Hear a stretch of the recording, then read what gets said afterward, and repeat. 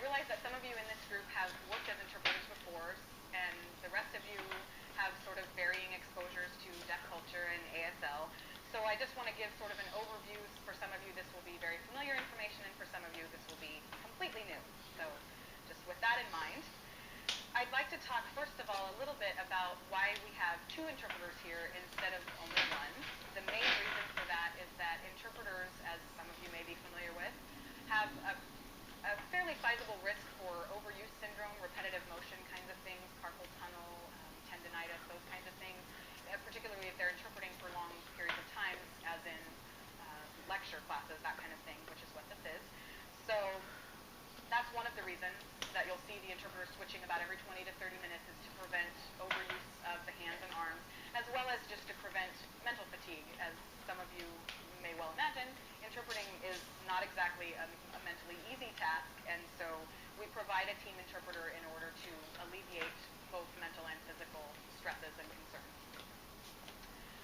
One of the things I'd like to touch on, because as I said, some of you have been interpreters before, is that while the interpreters are in the class, please do your best. I know it's very tempting sometimes, especially if you are seeing what the deaf person is signing and you know that the interpreter is a little bit off, or even just in a case where the interpreter maybe voiced the comment that it wasn't exactly the way you would have maybe chosen to voice it.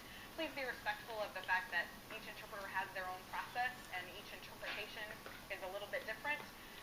I think sometimes as interpreters we forget that the key word here is interpret, and what they're doing is working from their conceptual understanding of what the speaker, whether deaf or hearing, is saying.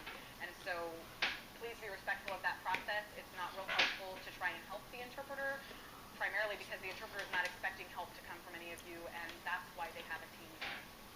I'd encourage you to get with the interpreter after class if you have any questions or concerns about the way that they interpreted, or any other concerns as they come up. One of the other, there are several actually other reasons that we also provide team interpreters. One reason is that the interpreter who's actually doing the interpreting, the team interpreter who's sitting in the off chair is what we call it. You know, you've got the on chair and the off chair. The person who's sitting in the off chair and not actually doing the interpreting is there for backup. They're there to clarify things. They're there to take care of environmental issues, whether it's, you know, closing the blinds because it's getting too bright in here, or making sure that environmental sort of background noises are taken care of, that kind of thing. So the interpreters are really, the teams, the reason that we provide teams in this situation is for a number of reasons: for backup, to take care of environmental issues, etc.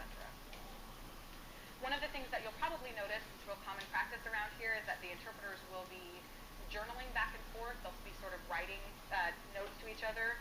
One of the main reasons that they do that is to keep track of vocabulary that comes up, sort of specialized technical vocabulary, sign choices. One of the things I've found as an interpreter is that it's also a place for me to react to what's being said, and that may sound strange, but as interpreters we don't participate in the discussion, and so sometimes it's good to have a place to sort of, you know, say, oh, that was an interesting comment, or oh, I hadn't heard that before. Just, you know, gives us a place to kind of debrief with each other, as well as keep track of what's going on within the classroom. Be respectful of lag time as well.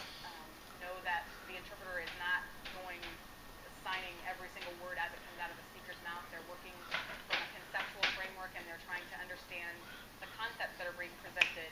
And so with regard to that, there's going to be some lag time. So be patient with that, particularly those of you who have not been interpreters or have not worked with interpreters before. So those are some of the things that you're going to want to think about. I'm sure there are others that I haven't touched on, but that's sort of a basic overview of interpreters in this situation, team interpreters, and some of the issues that go along with that. So I wish you all a good class. Please feel free to contact me